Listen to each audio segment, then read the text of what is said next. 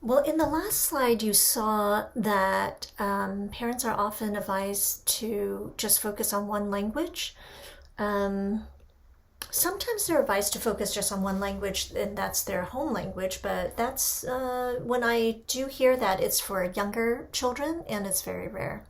So most of the time, parents are advised to just focus on English. If their children are having speech, language, and hearing delays or showing signs of disabilities. And now these are three questions I've been asked over and over and over in different ways.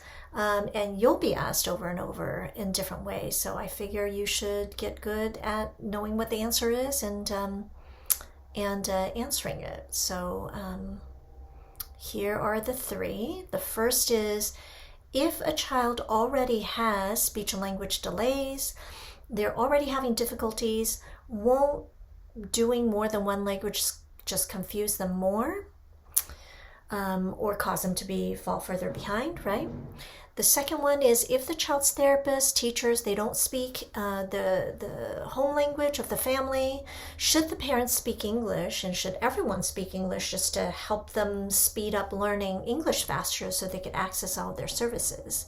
This is a very real one because, as we know, in our field, for example, over 90% of speech language therapists are monolingual, and the same thing with educators, that they're very largely monolingual.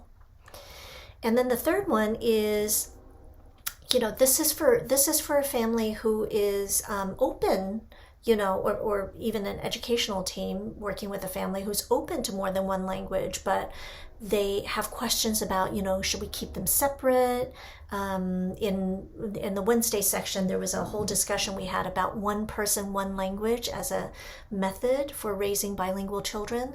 And do you need to keep to a method like that and keep things separate? So those are the three questions for you to ponder.